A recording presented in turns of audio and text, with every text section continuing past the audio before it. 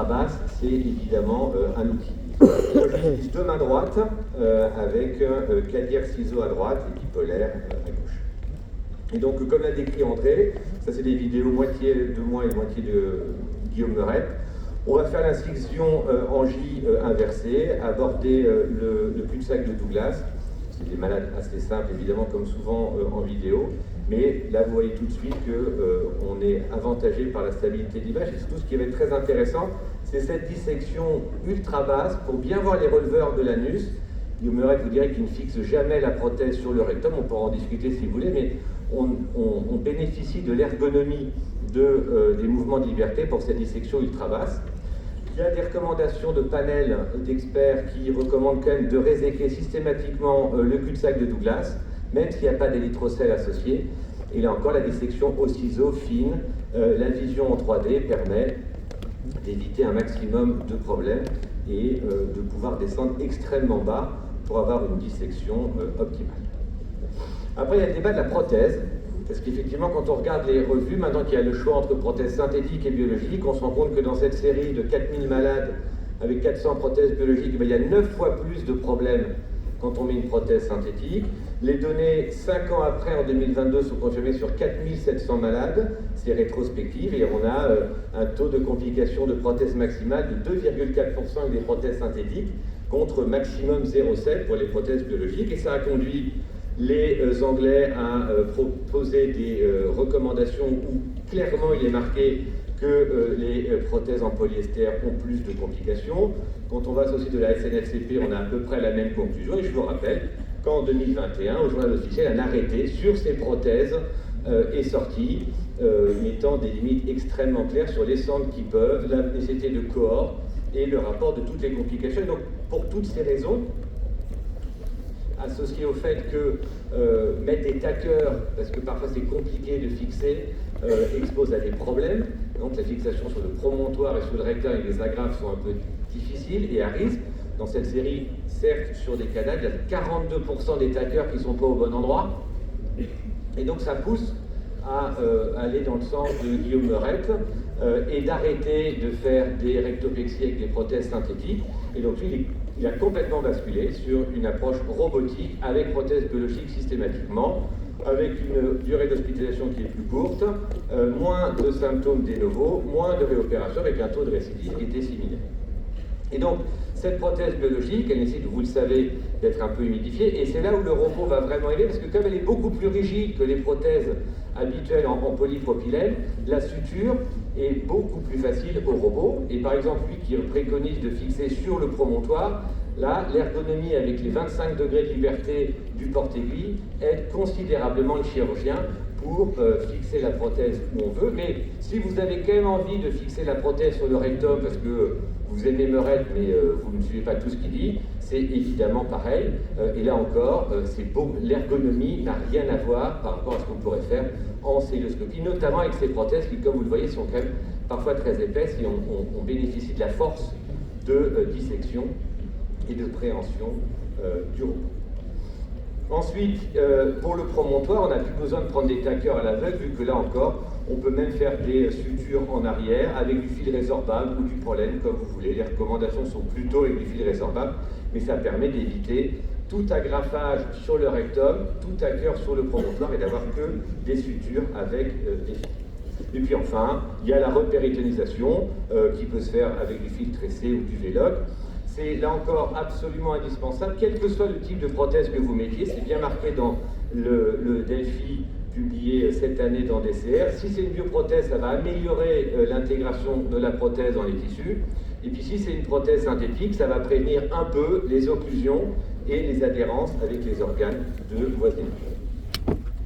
Et donc cette technique fait que quand on regarde les papiers un peu récents, quand on compare rectoplexie robot avec rectoplexie par laparoscopie, eh ben, on a exactement le même taux de conversion. Enfin, on a 0% de conversion, mais ce n'est pas significatif. Un jour de moins, un score de Wexner qui est plus bas, peut-être parce que la dissection est plus fine et qu'on a moins de lésions nerveuses au prix de 20 minutes d'opération en plus. Et dans cette série avec 382 malades, dont 2 essais randomisés, c'est une revue, il y a une tendance presque significative pour moins de complications, et là encore, une hospitalisation qui est Si on passe maintenant à une autre opération, c'est la colectomie droite, qui historiquement était plutôt considérée comme une opération facile, que les jeunes internes ou les jeunes docteurs juniors pouvaient faire. Néanmoins, quand on regarde les séries, par exemple ce snapshot de 2015, on voit qu'il y a quand même 0,5% de plaies vasculaires, des lésions du duodénum. En post-opératoire, 2,6% de mortalité, 7% de fistules, 7 jours d'hospitalisation en médiane, ça c'est un snapshot sur plus de 2000 malades. Et puis en post-opératoire, quand on a la napate, parfois c'était pas bien. Et puis un problème dont on a rarement parlé, c'est l'éventration.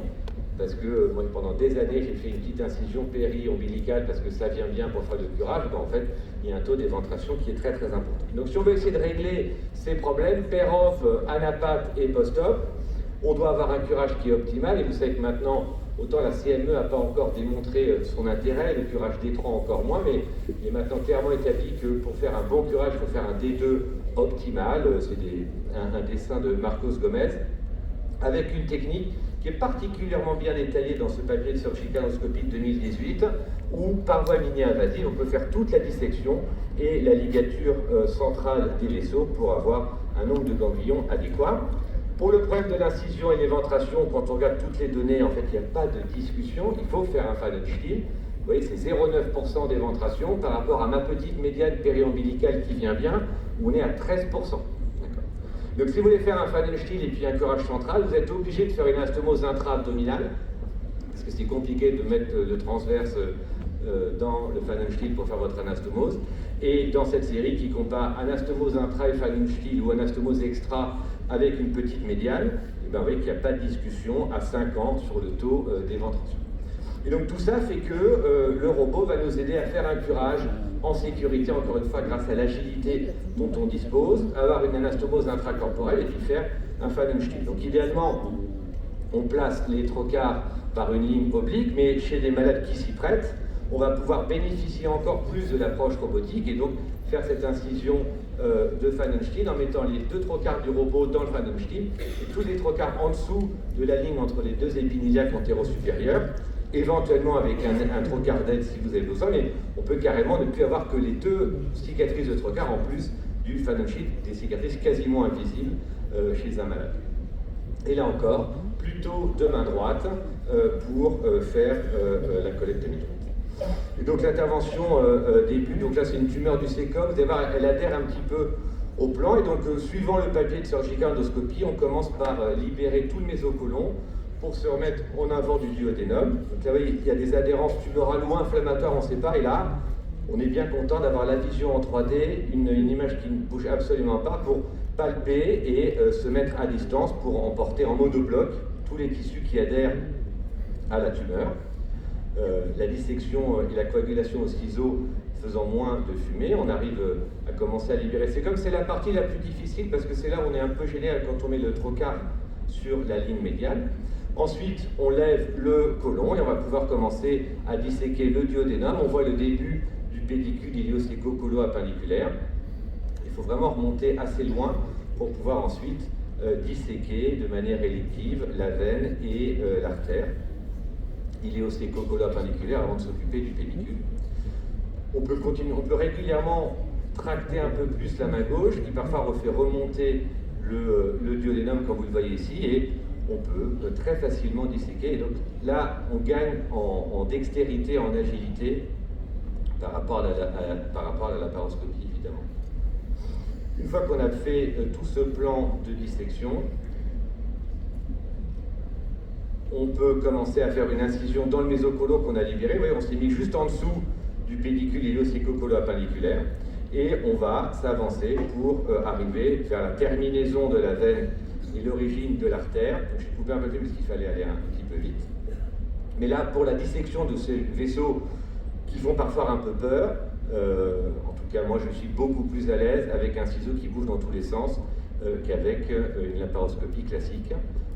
Pour par exemple, vous voyez, faire le tour de la veine, c'est quand même, je suis beaucoup plus, en tout cas beaucoup plus à l'aise. Et donc ensuite on peut clipper, là encore on a des degrés de liberté très importants qui aident pour placer les clips. On peut couper la veine entre de clip. On va faire exactement la même chose pour l'artère iléocyclo-colapingulaire. Là, dans ce cas, je mets 3 clips parce que la confiance n'exclut pas 2 clips. Et puis ensuite, on va se porter en haut. Donc là, on libère un tout petit peu les dernières adhérences entre le duodénum et le côlon transverse. Et on va très rapidement retrouver la dissection postérieure qu'on a menée. Et on va pouvoir aller faire la partie la plus dure de l'opération, qui est le pédicule colique supérieur droit, avec ses multiples variations, la colica média qui parfois est très proche, qui est la partie, je trouve, la plus difficile de la colectomie droite avec ligature centrale.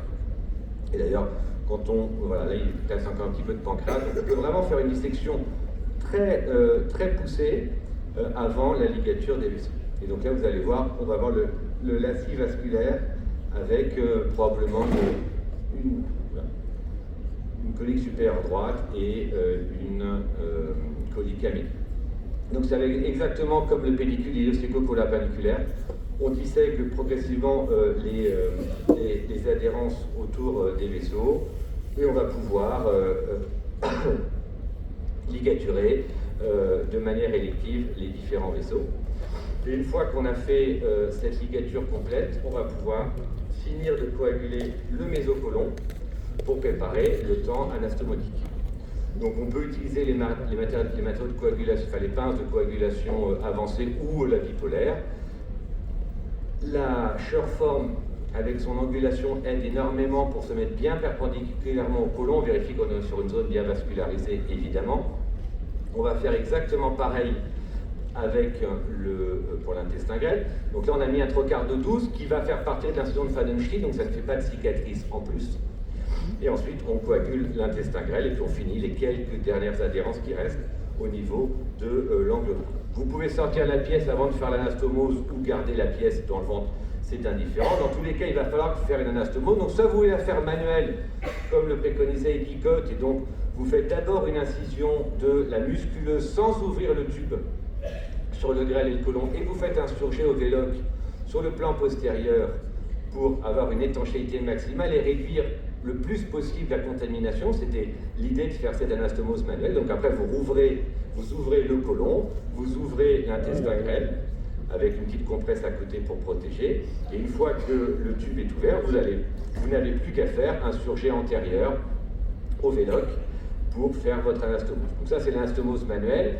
L'idée était de se dire que peut-être qu'il y aurait moins de contamination péropératoire parce qu'on n'aurait pas la Sherform qui est, quand vous faites une anastomose mécanique, je vous montre à droite, où avec un point en traction, vous faites une petite incision au niveau du côlon. Je mets toujours une compresse avec de la bétadine en dessous au cas où pour les éventuelles contaminations. Au même endroit, au même niveau, petite incision sur le grêle. Et on va rentrer la pince d'agrafage. Et là encore, l'articulation qui aide énormément pour la glisser sans trop s'énerver. Parfois on s'énerve un peu quand même, mais on ne s'énerve pas trop. Voilà. Et puis après, on va faire donc une anastomose latéro-latérale anisoperistaltique.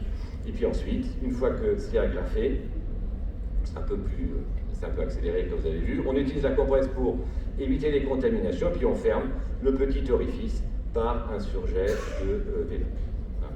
Donc évidemment, c'est une anastomose qui est un peu plus rapide que l'anastomose manuelle. Est-ce que ça change quelque chose sur le pronostic? Et bien justement, Eddy et Guillaume et Quentin avaient comparé leur anastomose intra-abdominale, manuelle ou mécanique pour les colectomies droites.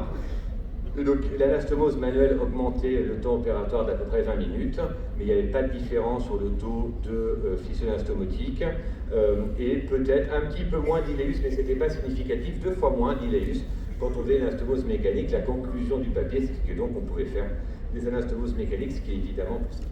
Et vient de sortir il y a quelques mois un consensus international sur cette prise en charge des colectomies droites robotiques.